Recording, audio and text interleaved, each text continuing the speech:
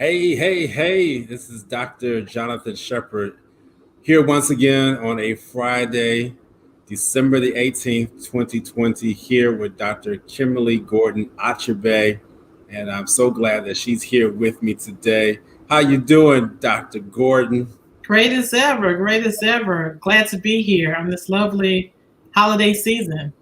Yes, yes, it is. And we're here today. I'm in a different location, as you can tell today.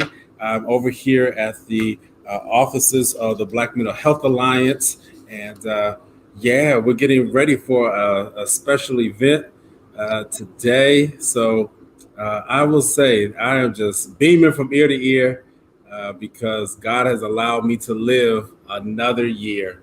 Today's my birthday. And Happy birthday! thank you, thank you, thank you. I don't, I just don't say it like, it's just some small deal. To live another year in the midst of the year that we've had this year, 2020, it is a miracle. And that's not overstating or over exaggerated at all.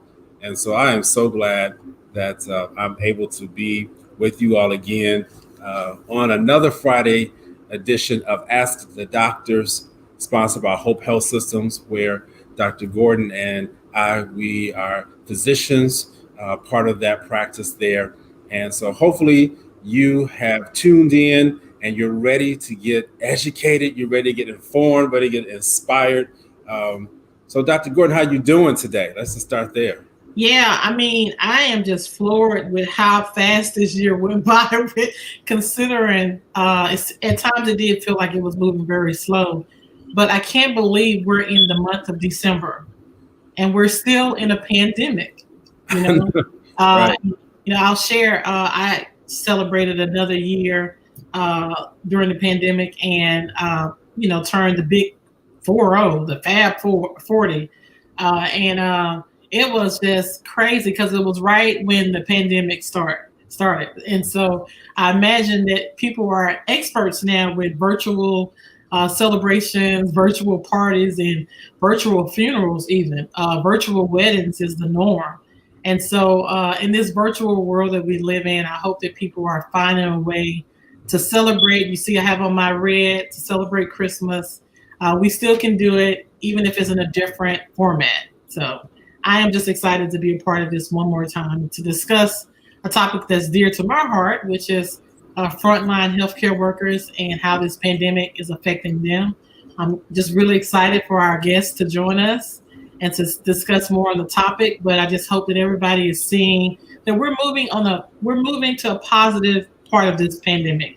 I know the numbers are scary and they're rising, but to say that we have vaccines that's getting out to healthcare workers that may be available soon for everyone else just is a little relief. I feel a little relief coming. So yeah. Absolutely, absolutely. Let me just mention this point before we bring on our guest. I'm so excited about her, and we're going to let her share. But I was just sharing with Dr. Gordon before we started the broadcast that there's a study out, and I want everyone to go and look the study up. It's a study by Johns Hopkins that was just released yesterday. And through this study, they are saying that the rate of suicide in Black communities went up. It spiked during the pandemic, whereas in the white community, it actually was halved. It was reduced by 50%. That bothers me. I'm not saying that I want communities to be equally when it comes to suicide rates, but what it tells me is that shows like this is important when we are highlighting the issues that minorities are going through. That's what it tells me, Dr. Gordon. Absolutely. I would like to say I'm surprised, Dr. Shepard, but I'm not. As a mental health professional, I'm really not surprised. I think that the African American community remains pretty resilient despite the many challenges that we have. But this pandemic has shown us the health disparities that exist in our cultures. And to see on TV George Floyd, be brutally murdered, to see the number of family members who've lost loved ones to the pandemic, people are suffering, and it is time for us from predominant groups, from marginalized groups, to come together, hold hands, not in a kumbaya type of way, but hold hands and really get to know each other and know what people's walks are. That number, it scares me because we started seeing a spike in suicidal behaviors in adolescent people in 2018. Right. And there was a lot of conversation about what that means. So it'd be interesting to actually investigate that more in terms of who is more at risk. I mean, we're talking about who's more at risk with COVID, but who's more at risk for mental health symptoms in light of COVID and this ongoing discussion about police brutality and other forms of oppression. So I know sometimes I feel like I talk about those topics over and over and over again, but that articles don't lie. Data doesn't lie. Science is real. Science is real. So absolutely. Yeah. So I just wanted to bring that to light today. And so with that said, it really is a good transition into what we're going to talk about today, honestly, because we are here to help. And we have such a special guest with us today who's going to provide some insight, who's a frontline worker. And Dr. Gordon, why don't you just go ahead? I'm going to bring her in and you can go ahead and introduce our special guest today. We're excited to have her with us. Okay. I mean, there's so much I can say about Dr. Linda Young. I will say that I have tremendous respect for her. We met about 10 years ago and have remained actually more than 10 years ago and just remained really good friends, but also professional colleagues. And I think in this pandemic, it has been her that's given me so much information about what's happening on the front lines when it relates to this pandemic. So I'll just introduce Dr. Young. Dr. Young, first and foremost, I want to say thank you. Thank you so much for your service. Thank you for being a light in this pandemic. Many families have had faced challenging times, and globally, the way we communicate with each other has changed. And you have been in the front line making it possible for many people to return home to their loved ones. And unfortunately, you've also witnessed the devastation of the pandemic of having lost many people as well. But it's your sacrifice and those of other healthcare workers, I have to say, that's truly inspiring and humbling. And we who are not working in those environments can't really appreciate how difficult it is. But in the month of December, when we're in holiday spirits and cheer, many people are facing these challenging things. We really wanted to talk about, what your experience has been with that. So let me just tell you a little bit about Dr. Young. Dr. Young is a double dual boarded anesthesiologist and critical care medicine doctor. She has a greater than 20-year history experience, you guys, with medical education and training. In addition to providing intensive medical care services in many communities of color. She completed a fellowship in critical care at University of Texas after completing a residency in anesthesiology at University of Florida. Dr. Young is the current director of quality care at Meritus Medical Center and USAP, United States Anesthesiology Partners. She is also a proud mother of two successful African-American men, one of whom is a healthcare worker, a frontline healthcare worker in New York City. So I just really thank you for that. And that's how we'll start by introducing. So welcome. Thank you. Thank you. I am very honored to be invited to be your guest today. And before we begin, happy birthday, Dr. Shepherd. It is a phenomenal accomplishment during this pandemic time to even appreciate. We have much more appreciation for each day. So in celebration, happy birthday. Thank you. Appreciate that. Thank you. Dr. Gordon, I just want to send a quick shout out to those who are out there looking and watching with us. Please share and like this video. We are increasing our numbers. And so if you got any questions, go ahead and put it in the comment section. And Dr. Gordon, let's go ahead and let's fire off with these questions. I'm anxious. Well, I've done this talk so many times that I'm already seeing all the comments here. Dr. Young, people saying hello. So let me get started here. So, one of the things that we really wanted to discuss was the absence of a uniform framework, national framework, to really understand how the pandemic is affecting us and also how it's affecting healthcare workers. We talked a little bit about the data with suicide earlier before you came in, Dr. Young, but collecting and recording the impact that the healthcare workers are experiencing, mortality and morbidity data associated with COVID is not something that you actually see on the news as much. We talk a lot about families who's been affected, but not necessarily those who are sacrificing their lives to help save other people's lives.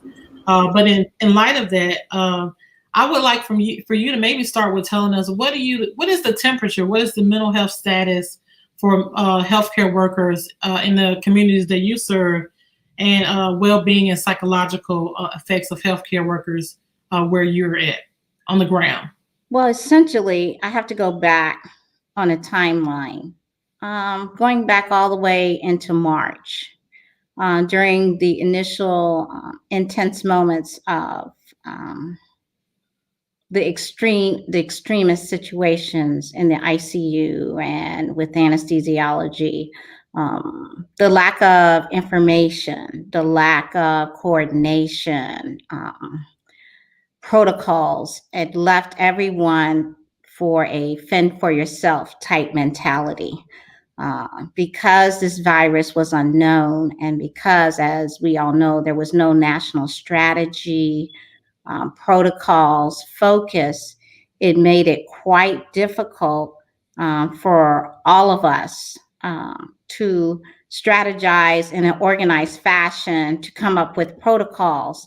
So that alone left us feeling lost, defeated. Those were the feelings initially, feelings of frustration. As things went on, and we began to see the clinical signs, things that we eventually found out about the virus, things would happen on the medical floors that we didn't understand, because we did not anticipate many of the issues with sudden heart attacks, sudden cessation of breathing, multiple codes at multiple times for unknown reasons. Now we understand the pathophysiology of the COVID-19 virus and how it is thrombogenic and promotes blood clotting. And even though you may have the disease process and sometimes have moderate symptoms, you can still form blood clots. And these patients would be in the hospital rooms and then suddenly just have cardiac arrest. So there was a lot of lack of data, lack of knowledge, lack of focus at that time initially that caused extreme stress on everyone, not to mention the numbers. The numbers were incredible. It was insurmountable, the task we had at hand, attempting to get enough staff, medical, nursing, etc. You could not accomplish that. So therein lies the long hours, no sleep, no food, and you have to work. You want to work, you want to help, but then you look at your own immune response, and as you well know, without good diet and rest, then you're putting yourself at risk.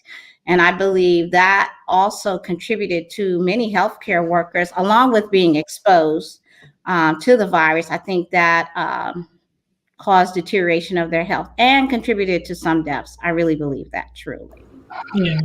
Subsequently, though, as we continued on and we began to protocols, politicizing, unfortunately, the virus created actually more problems, not less. When you have patients that present with the virus and you had initially established protocols and following state guidelines and attempting to optimize everything you had for medical care, you would have family members saying, no, I want this certain drug. And you're trying to explain to them that this drug has no efficacy, it's no good, it's not going to help your family member, it is not in the best interest, it is not backed by science. And you're spending very, very, very large amounts of time trying to explain this to family members. But because of the politicizing, they were adamant, no, you must give my mom, you must give my dad this drug. And we're telling them, infectious disease, intensivists, hospitalists, we're all telling them, no, we won't be providing this drug. This drug is ineffective. We will go with what is true and effective as we know at this date and time. So that is another component that was really wearing on us at the time. And it's really sad because the energy we were spending trying to talk to these families because of the politics, that really surprised me. It wasn't enough that, okay, we're studying, we're pulling out NIH guidelines, we're pulling out studies every day, we're having intense meetings 8 and 9 o'clock every night with groups of intensivists. Okay, let's do this, let's do that, let's do this. How do we plan on not getting ourselves exposed as we place these breathing tubes in? How do we do this? How do we do that? And here we are now. Now, how do we deal with families who want a certain drug that is totally ineffective? How do you deal with that with the patients and their families? So there were areas that I had not ever experienced in my lifetime, in as far as medicine and education, the politics of COVID-19. And I think that also has affected the death toll. I didn't even want to interrupt you because Wow. I have not heard it from that perspective up until just now. And as a psychiatrist who worked in CL Psychiatrist, a consult liaison where psychiatrists may interact with other medical professionals to work with families and manage families in a sense, and manage teams and manage team dynamics and expectations, and to say that you as a frontline worker is risking your life every day because this pandemic, you don't have a mask, you don't have like the gloves you need, you don't have all the equipment you need, and all of this information is being publicized, and people who are at home, who are safe and secure, are making decisions about healthcare in a political way. Yes. And not an informed way. That sounds to be very challenging. And even many psychiatrists, I think many psychiatrists are experiencing, the mental health crisis, but also a little guilt because some of us, because we're not considered frontline medical doctors, we don't have to be necessarily in those inpatient places that's helping our colleagues, navigate the personality dynamics, the politics, as we say. Yes. So, thank you for that perspective. I don't know, Dr. Shepherd, how you feel, but I feel overwhelmed right now just hearing that.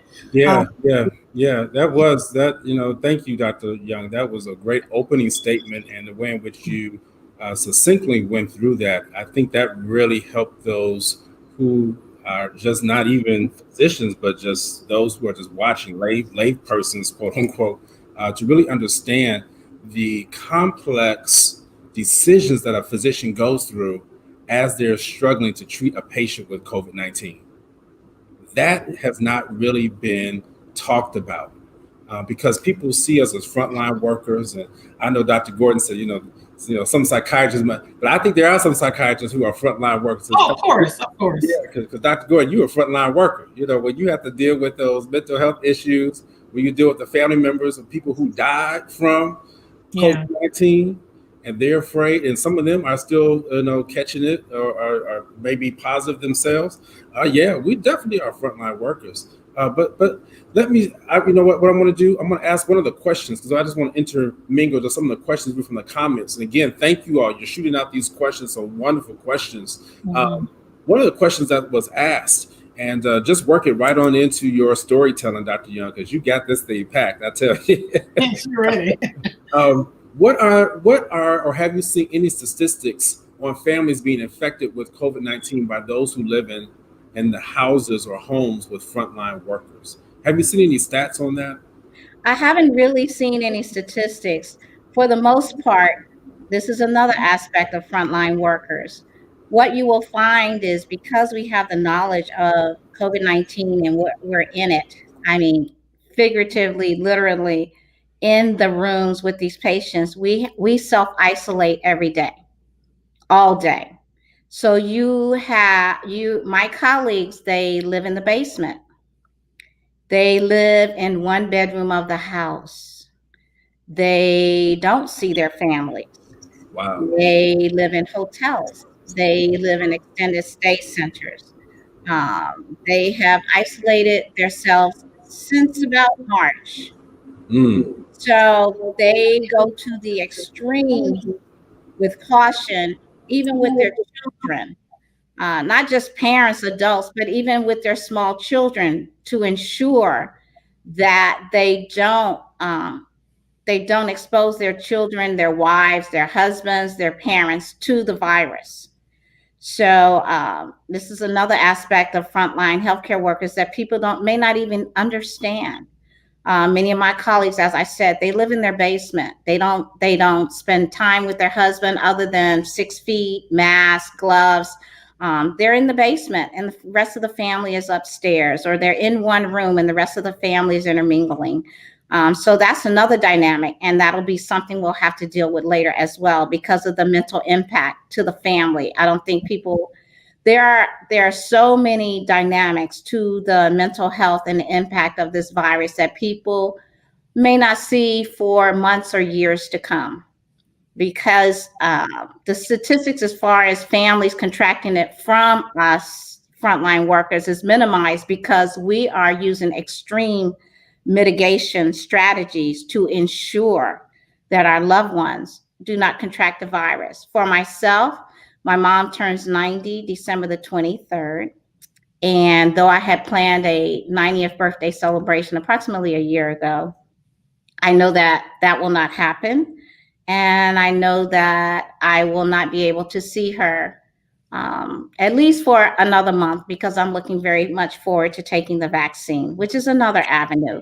But again, I can't see her, I can't be with her. And for many of the frontline workers who have like elderly parents, they're not comfortable with Skype, computers, Zoom, so you don't even get to see them. So again, the impact of COVID, it has been multifactorial in regards to mental health of frontline workers. You know, you mentioned, you said so many things that I'm trying to keep track of it, but I want to highlight one thing. We keep talking about social isolation. I think we have to change the language for frontline workers and say social deprivation, right? Because it's not isolation anymore. It's actually deprivation. And that is toxic stress for months and months and months at a time, while our political arena is trying to decide what to do. People's lives are being heavily impacted. And that social deprivation for many people is leading to way past burnout, to depression and suicidal thoughts, and just ongoing fatigue and insomnia. And you talked a little bit about the mechanism of, your day to day. Even when you are able to go home and interact with family members, you're separated. It's almost like having the plague, or in the Bible days where, if you had, a certain condition, you had to go somewhere else. And many people don't know how to manage that. There are some relationships that are strained because of that. Yes. So, again, wow. Wow. Dr. Shepherd, you said that you want to give some more questions? No, that it is. Thank you. So, let's shift now, because one of the questions that we've asked of you to prepare to talk about is, frontline workers across the nation are the first to receive the vaccine. You just mentioned that hopefully within the next month, you will receive one of the vaccines, I guess either Pfizer or Moderna. I guess those probably would be the two that would probably be available. And hopefully the vaccine will provide some type of peace of mind as we battle the coronavirus daily. What recommendations do you have for the minority and underrepresented communities who remain hesitant to receive the vaccine? Speak to them. You've already spoken to us because you've shed some light, and hopefully everybody out there appreciates the frontline workers. But now we need, as frontline workers and people who look like us, I've been on that tip lately. We got to make sure there's people who look like Dr. Young, who are out there telling the Blacks, who telling the other underrepresented minorities that we need to get the vaccine. So help us out, Doc. Speak to us. What recommendations would you give? Well, what I'd like to say is, for the Black and Brown community, we have suffered the most. And as you have heard, and the literature, the evidence is there, we are suffering and dying at an unprecedented amount versus other races. So it is imperative that we take this seriously. In regards to research, yes, it has been fast-paced in regards to research on the vaccine. It has not been a traditional 10, 20, 30 years, which personally I am grateful for. It's been all hands on deck. as far as scientists from all over the world to get a handle on this pandemic. The science, the evidence is there. It is real. It is true. Again, people are utilizing politics, which is unfortunate in regards to this. And for the Black and Brown community, I would like to say, remove the politics and take the vaccine. I am looking so much forward to receiving my vaccine on Monday, the first of 2 vaccines. Yes, you have to take 2, both Moderna and Pfizer. I'm looking very much forward to that, at which point in about 7 days, I will be 50% effective. And by the time I have my second dose, it should be 95% effective. As opposed to right now, as I sit with you, I have zero resistance. And as I go to the ICU, taking care of COVID patients in the morning, I have no defenses. So I would encourage my Black and Brown family, community, please remove politics, remove the rhetoric, remove all the suspicious talking, speak with your physicians, speak with healthcare workers to help you understand, to answer your questions. The virus does discriminate. You will get sick if you get it. If you are Black and Brown, you will suffer more so. The evidence, the science is already there. The death toll is already there. Protect yourself, protect your family, and get vaccinated.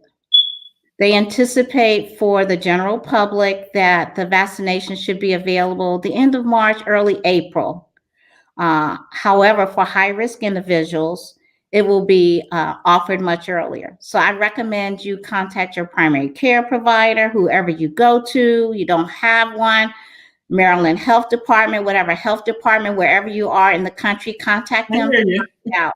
When is it anticipated that you can get this vaccine? It's going to be 2 doses. It's going to be 3 weeks apart.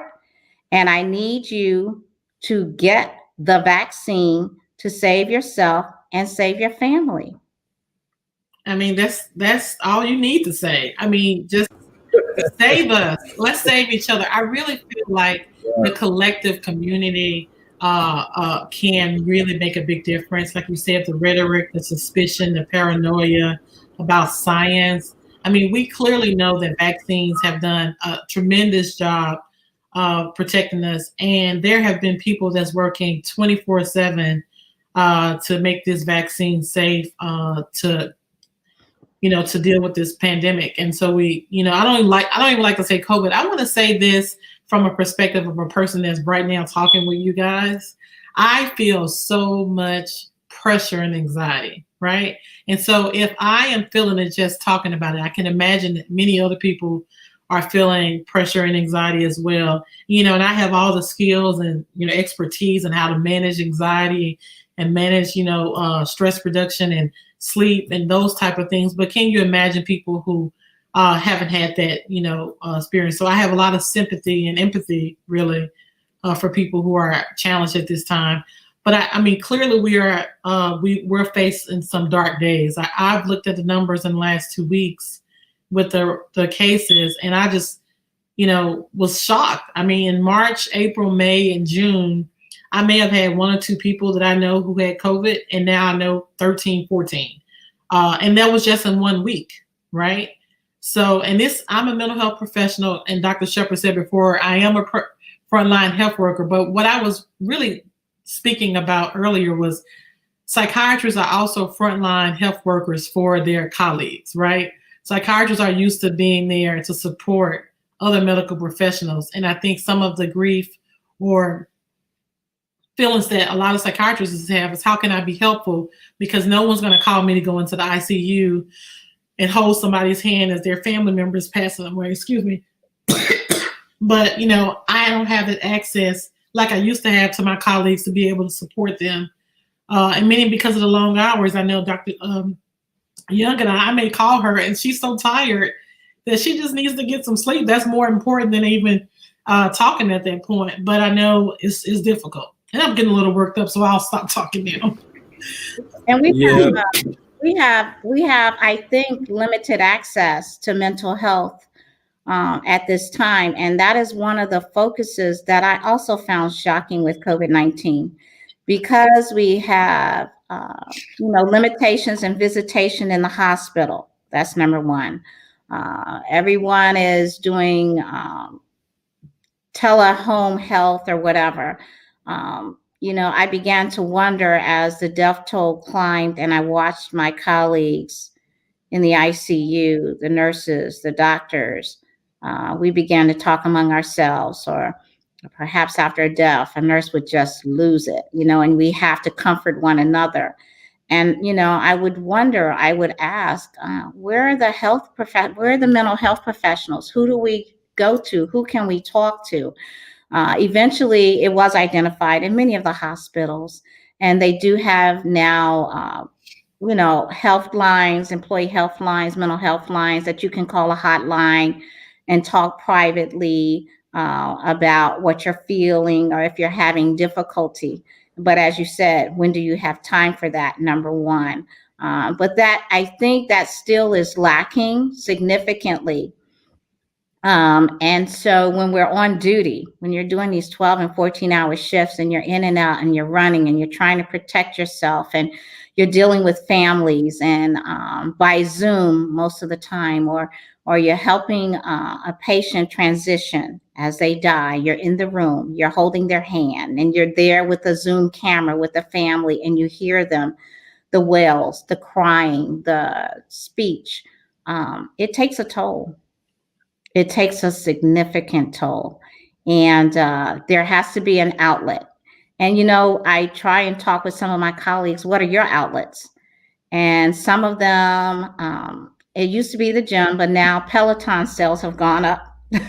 Guys, I think I have more colleagues that have purchased Pelotons, the Mirror, exercising gym. I talk about hobbies. What do you do when you're off? What do you do when you're off? What do you like this? Do you like that? Try and encourage them to do something positive when they're off. One of the best things that has happened also is, even though if you're practicing your faith, whatever it may be, many churches are online, and that has helped many also. I know it has helped me. Shout out to Ebenezer AME. And so, even though my timing is long, I can still pull up my service. I don't know if I get off at midnight. Okay, let me just tune in, and it helps. So we don't have enough right now. The PTSD that is surfacing from this, the statistics in the future will be tremendous. And I think that as the studies go forward, you will see not only the impact, but we'll be able to address the needs of the healthcare community. Because we always talk about how frontline workers are heroes, we're this, we're that, we're that. Well, basically, we all are human.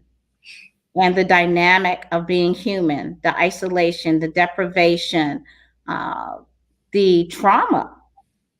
When we came into our professions, it was to heal, to help, to save, to watch the amount of death and dying. I, as you said, have been practicing for several decades. There is in no way I could have ever in my lifetime imagined seeing the amount of death that I have seen in the last 9 months. It is unfathomable, and I am only one, and I cannot imagine what my colleagues are feeling. Wow. That quote, regardless of being called a hero, we're still human. And that is the part that I think we have to address. We're human, and that sharing and collective support of each other is really important, and is an inhumane act. There's, been many conversations in different communities about wearing the mask or not wearing the mask, or, washing your hands or distancing. I know many people are preparing for the holidays and contemplating whether or not they're going to meet with their family for Christmas. For some people, Thanksgiving wasn't a big deal. They could kind of tolerate not having their family around for Thanksgiving. But for many people, Christmas is the time where they gather with in large numbers. In some states, I think many states now have actually limited that and given guidelines for that. But there are people who are just not going to follow the rules and expectations. We know that. We understand that. I have a little bit of compassion for them because I understand that, for them, they don't understand how significant this is. But if you're watching today and you have a loved one that you care about, or you want to make sure that you see your great grandparents, you see your kids see their great grandparents or grandparents, this is the time where we want to be safe. And, if there's a number of more than 2 to 3 people in your household and they live in your household, that's fine. But if people aren't living in your household and you're inviting them over, you're inviting COVID to your door. You're inviting COVID to your bed. You're inviting COVID to your restroom. You're inviting COVID to your kitchen. You're inviting COVID, right? And I know, we're Dr. Shepherd, I feel a little bad because we're supposed to be celebrating a little bit your birthday, but I think celebrations have to be on pause a little bit. We know we can virtually celebrate, which Dr. Shepherd is a model on how to do that. But that celebration in person have to wait until next year or whenever things clear up. And so I caution all of you guys to just take heed of that. I, for one, and maybe many people think that I'm a little, anxious person, but I, for one, have been home since March. I actually been working from home, and it's really not because of me, because I'm an extroverted person. I like to be around people, but it's for the protection of an elderly parent. It's just to make sure that she, because of her preconditions, that she doesn't suffer during this pandemic because of a decision I made. That's not something I think I can live with. But for people who have to live with that, we also have to work with them. I mean, many people, they made a quick decision, or they were exposed in some way, and they maybe feel a level of guilt now. I know I have some patients who are saying they feel guilty because they contracted COVID and they gave it to someone who's older than them. I know this is not anybody's fault. We didn't cause the pandemic, but we can do something together to save our lives, right? So let me just say this, yes, Christmas is coming upon us. Christmas is next week. Do you know in DC, they just allowed for Christmas mass gatherings next week? That is distressing. Washington Post, a friend of mine who's in DC just sent me that article yesterday and said, have you seen this? Yeah, so I don't know what that's going to look like. Dr. Young, I'm appreciative how you mentioned how people who are faith believers, how that is so important. But let me tell you, as I just learned and we talked about last week on this show, top 5 hotspots, and one of the top 5 is houses of worship. Yes. Is houses of worship. Yes. And so, what I want you to speak to now, Dr. Young, is as the pandemic has swept throughout this nation and the world, not just this, I mean, it has crippled this nation, truthfully. I don't care what the economy says. That's because the economy or the Wall Street is doing well and people don't have jobs and people are dying. Please, don't get that twisted.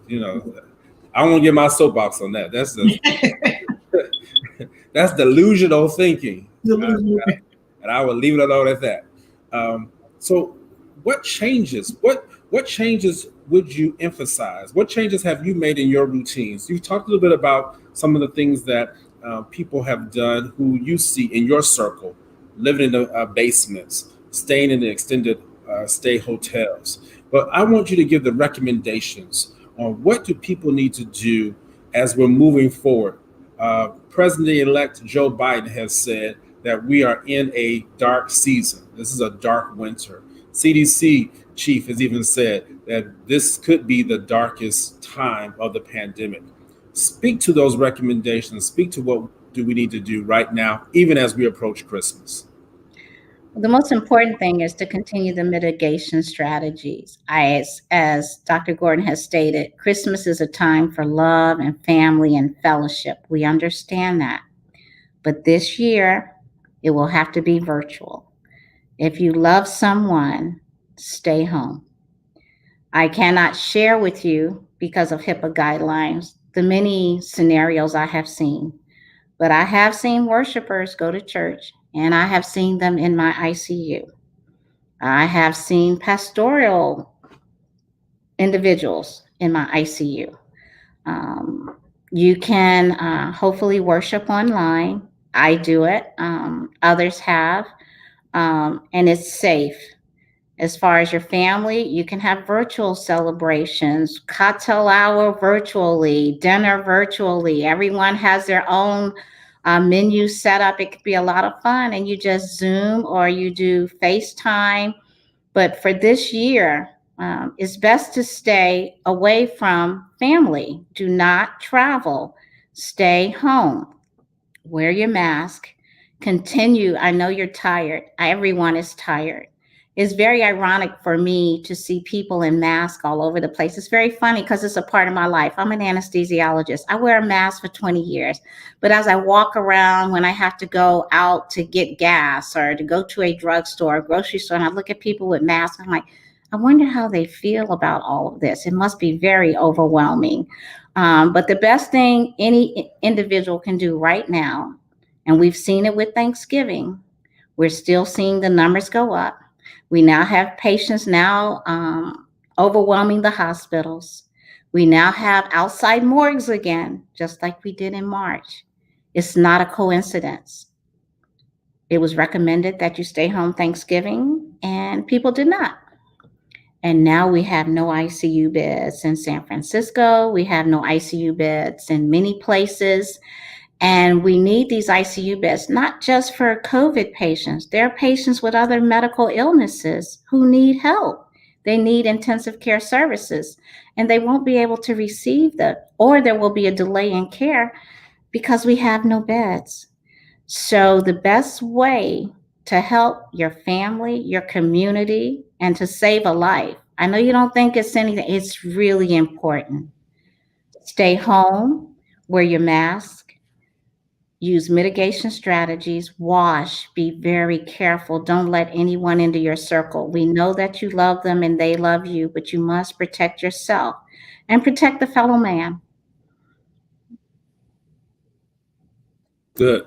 Yeah. We got some questions over here, Dr. Gordon. We can take some of those. Yeah, I think we should, because it's a bunch of good questions out there. Yeah. So one of them, I'm just going to kind of go in reverse order. So please forgive us if we don't get to all the questions. But thank you, Toya. Thank you, Mr. Cruz Sherman.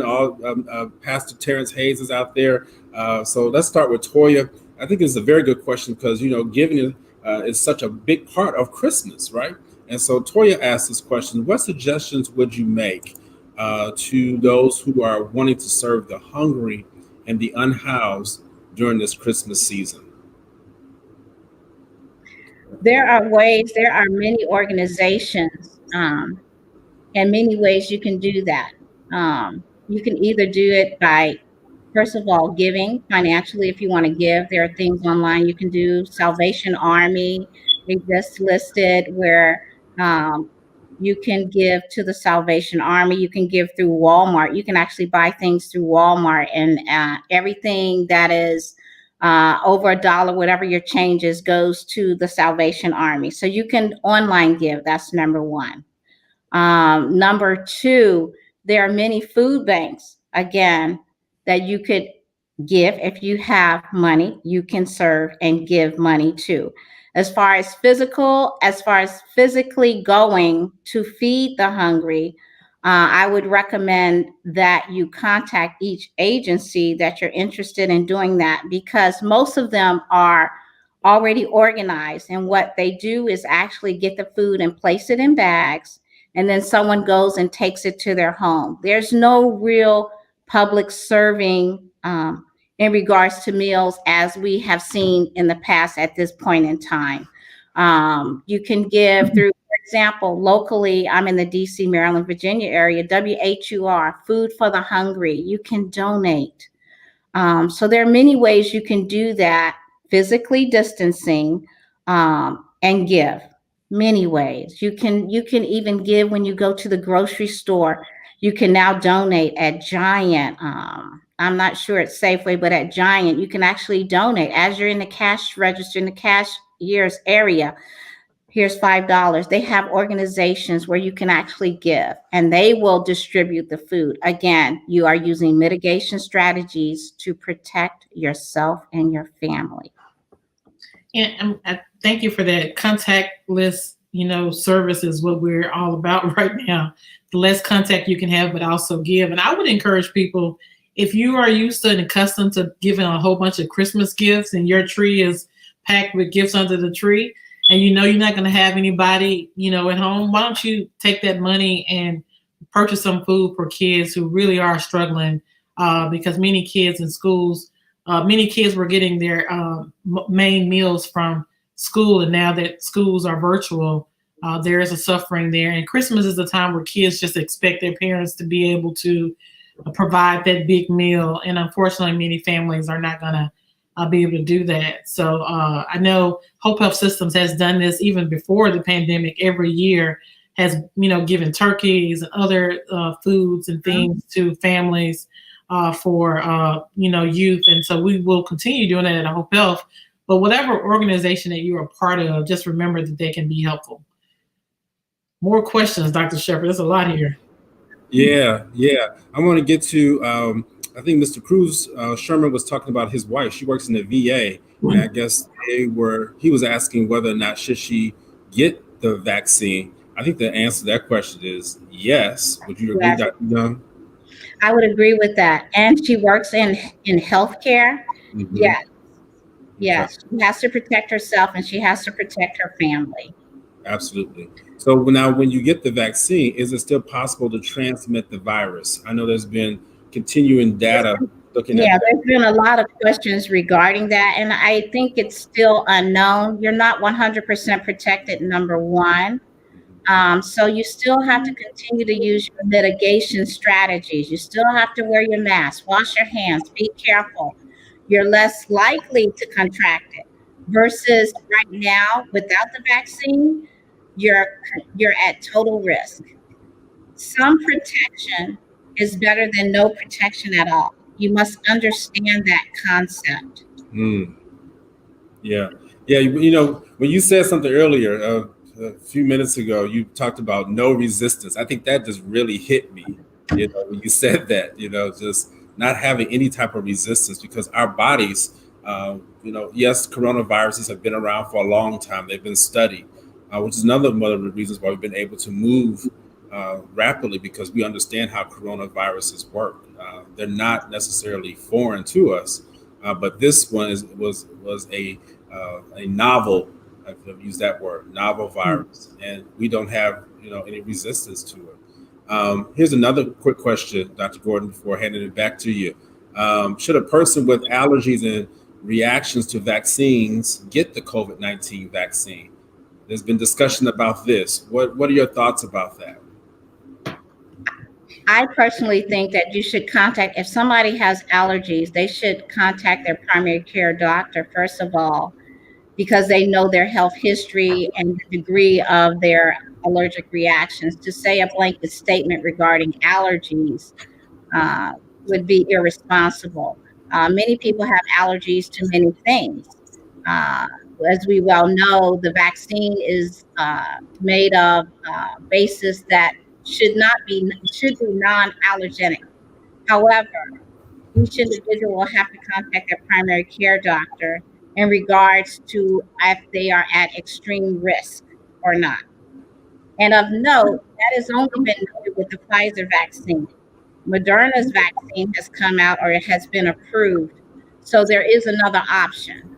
So again, that individual, I don't know their health history, needs to talk to their primary care doctor.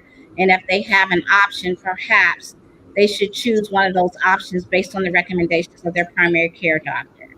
But to blanketly say if you have allergies, you should not take the vaccine, that would be highly irresponsible. Thank you. Yeah, got the message. Dr. Gordon, did you want to lead us into a few other questions from the comments? Yeah, I mean, I don't know what the time is like because I've just been caught up in our conversation, but I think, I really want to take home a conversation that we had earlier about the consequences of this pandemic, not the consequences of the pandemic related to COVID, but the consequences to healthcare workers down the road, from healthcare shortages to burnout to depression to, whatever. So my question for you is, what do you think healthcare workers will need from mental health professionals now and in 2021 that's approaching to cope with the stresses related to this pandemic? Well, I think that support, emotional support, allowing healthcare workers, number one, to breathe. We haven't been able to breathe. Right. To share our emotions. That's right. We are not allowed. Wow. And we have seen a lot. And we see a lot. It is a dynamic process. So allowing a form that allows us to express our emotions and ourselves and to just let it out. There's no way. You can't go home and say, oh, did you know such and such? Do you know what I did today? There's nowhere for us to share that. You keep it all in. And after a while, as you said, you get burnout, you have depression, etc. And even though many health professionals, we know we are educated in the methods to try and perform self-help, it's not enough. We need help. We need avenues and professionals that can help us. The hospitals have been great at providing helplines, 1-800 helplines, but even then, I don't think it's enough. There needs to actually be a coalition of mental health care providers focused on healthcare workers and to provide information and help specifically for this, the PTSD, for this, not just overall, oh, well, if you're feeling depressed today, okay. We need a coalition of mental health workers who are ready and armed with the understanding of what they're going to have to deal with in dealing with healthcare workers. It's very important. I have not seen that yet.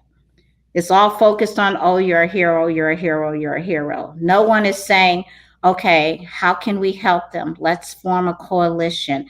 Here, let's do this. Let's identify their needs. What does the science show? How can we best help them based on how they are, their training, etc.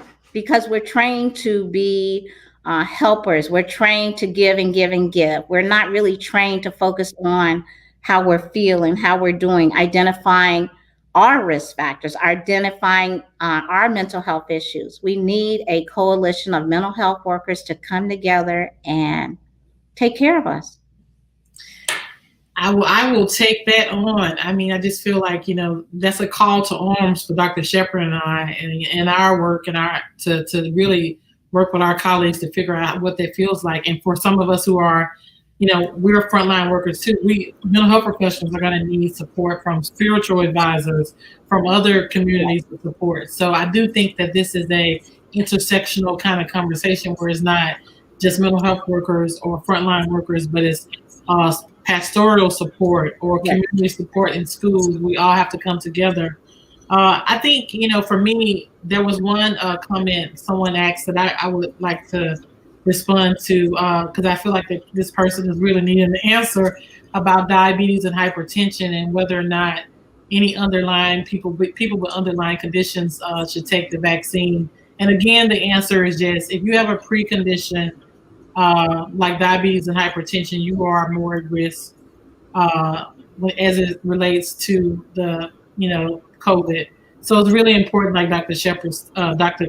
Linda said, to speak to your doctor, and your doctor most likely will be contacting you too as we unfold with this vaccine. I'm sure there are going to be many hospitals and settings that's going to be calling primary care clinics to get you prepared for the vaccine. But be open-minded, in the suspicions. If you have to turn your TV off so you don't get overwhelmed with all the information that's politicized, this is the time for you to actually really go inside of yourself and think about the future and how you can protect yourself. Yeah. Absolutely. We're going to bring it to a close here, but I like where we're ending at. You've given us a charge, Dr. Young, that we need to build that coalition, and we need to build that coalition for what we call our heroes, because so many times we put people up on a pedestal, and we forget that as we put them up on that pedestal, they need something to stand on. Yes, and exactly. be able to put their feet Exactly. under. You put me on a pedestal and I can't stand up there. What's going to happen? I will fall down. Yeah. And that's what happens, because anytime, and I really feel this now, when you put somebody up too high, what happens when they fall? Right. Exactly. It's a greater fall when someone is elevated as opposed to when they are a little bit down lower, if I'll just use it like that. And so we have to be careful how we do that. And yes, we have taken on this charge. People wonder, why am I working so hard? Because Dr. Young just said it. We got to build that mental health coalition. Why is Dr. Gordon Achepe working so hard? Because she's taken on that charge. We have to build that mental health coalition. It has to be for frontline workers. It's got to be for faith leaders. It's got to be for our Black community leaders. It's got to be for our legislative folks. I mean, we've got to rally around. And so shows like this is why we continue to come on week after week. I don't care if it's my birthday. It's still my passion. Right. All right. Regardless of what day it is of the week, it's still my passion. We have work to do. That we got some work to do. And I just want to figure out how to be able to join in with the day that God has blessed me to serve and live in, to figure out how I can help somebody else. And that's how you should live your life, with purpose. And so we just want to encourage everyone out again. Thank you, Dr. Young. You have been awesome. I just want you to know I was delighted with the opportunity to have this forum to encourage the public to please continue mitigation strategies. I know you're tired, but just continue. I know you love your family and you don't think your family has the virus. Yeah, well, they do. Stay away from them. Stay safe. Get the vaccine. Contact your primary care doctor if you have a question. If you have a pre-existing condition and you don't have the vaccine, you're more likely to get it and you're more likely to have extreme mortality from it. Wow. If you get the vaccine, you're less likely. It's really a no-brainer. Yeah. You have no protection or you have some protection. Yeah. So please don't listen to all the rhetoric. If you have questions for your doctor for special things, please feel free to call them. They're doing virtual visits now. And if there are other questions that you have, just please contact your primary care doctor. And please continue to stay focused. We're going to get through this together. We are strong and we're going to get through this. We are. Stay hopeful and stay faithful. Thank you. Wow. Good closing. Thank you. And nothing else to be said. Join us next week. Dr. Young, you will be back. All right. You will be back. Absolutely. But join us next week. Ask the doctors. Yes, it's Christmas next week, but we will still even have a show on Christmas because we have to have that mental health coalition. This is a year where we just can't take a week off. And so we will be back here next week. And again, we'll have a little interesting episode that will keep you engaged. But again, let your people know. Thank you for everyone. I forgot to say this. For all those who go back and replay, we have hundreds who go back and replay. And that is not over exaggerating. And so thank you all. We were able to hit over 1,000 views last week. I think almost 2 weeks now, we're getting up to about 1,000 views. So continue to share, like, we're sharing information. Ask the doctors, Hope Health Systems. We're located in Woodlawn, Maryland. If you need any type of mental health care, 410-265-8737. That's our number. Look us up online, hopehealthsystems.com. We'll do you some good. All right, take care. I'll see some of y'all in about 30 minutes. That's right.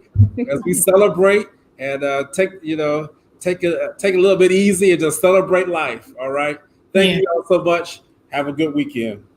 Good night.